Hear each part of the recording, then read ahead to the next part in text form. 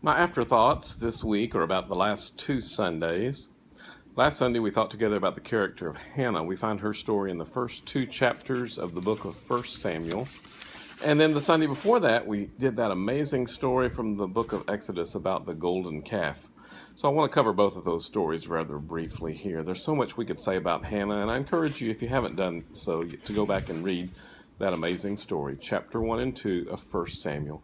Just a few things to highlight. We read about the torment that Hannah went through. She was, oddly enough, one of two wives of a man named Elkanah, but unlike the other wife, she was unable to bear any children, and the wife who had the children would torment her all the time, and she felt totally helpless and hopeless because of that situation. But one day the priest saw her.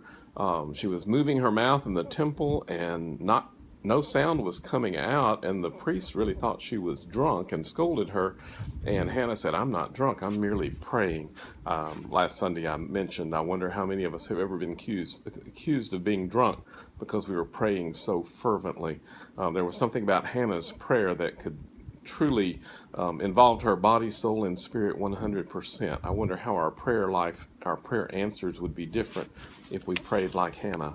But she asked the Lord to remember her, and indeed the priest Eli promised that God would remember her, and sure enough, she bore a son. And then the amazing thing about the story is that this son she turned over and dedicated to the Lord, not in a symbolic way, but she actually, when the child was still at a very tender age, she turned the care of that child back over to the priest Eli at the place of worship, and really let the Lord determine his destiny. And what an amazing response of a woman who has wanted this child for so long to actually give him over to the Lord. And then in chapter 2 of 1 Samuel, we saw Hannah's song that she sang. We talked about the fact that it was a song not just about how great things were for her, but how she saw God's hand at work in a mighty way. Hannah can teach us all so much as we learn how to handle the tough things in our life.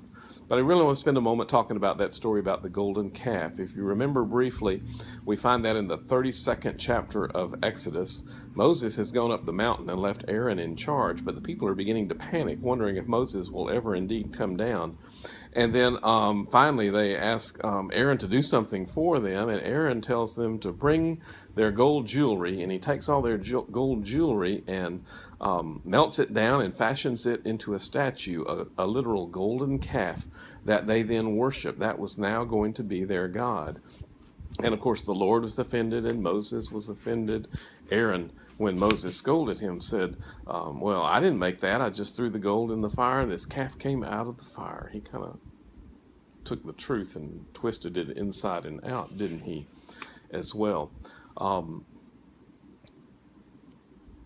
Worshiping an idol was one of the worst things that the people could do. The first two commandments have to do with not having any other gods, and then not worshiping an idol. And the people broke those two important commands of God in this episode here, and they were called to account by God for that. Idolatry is something we might say, well, that's not our problem anymore. And what I want you to think about is that idolatry actually takes a little different form in this day and time, because most of us don't go around bowing to statues, do we? I don't know anybody who lately has come up to me and confessed that they had a problem that they kept bowing down to statues. That doesn't seem to be our issue. Falling in love with false religions, not so much. It can certainly happen every now and then, but our problem is often that we tend to make God in our image. Now, what does that mean? The Bible tells us that we are made in God's image, but sometimes we reverse that and we make God in our image. What does that mean? Here's an example. Think about the things that you really care about. Think about some of the hot button issues in our world today, the things that divide us, that you have people and Christians on both sides. And think about your opinions. Now, what do you think God's opinions are? Most of us would tend to think, well, God agrees with us. You better beware there, because if God agrees with you on everything, chances are you have shaped God to match you, rather than looking at God and trying to match Him. Think about that again. If you think God agrees with you on everything, on every controversial issue, then unless you are just incredibly spiritual and have totally turned over your life to follow God in a way that leaves the rest of us behind, if you're not careful, what you end up doing is just assuming that God looks at things the same way you do, and your God becomes very, very small. I see that a whole lot in politics these days. Now, I don't talk a lot about politics because that can be such a divisive issue, but this is an equal opportunity statement I'm about to make, and that is that if you take all the Christians in the country, there's a bunch of them that are Democrats and a bunch of them that are Republicans, and most of them, if you took the various issues that are important to them, they would pretty much think God agreed with their side. In other words, most of the Democrat Christians think God's a Democrat. Most of the Republican Christians think God's a Republican. And let me tell you, I can tell you on this with pretty good authority, both groups are wrong.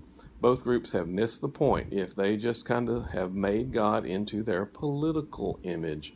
And I see both sides doing that on occasion where they think they have the high road and everybody else is stupid. And some of the language that's used, how do I phrase this? Some of the language that is used for people who disagree with you is sometimes very disappointing from Christians who know better.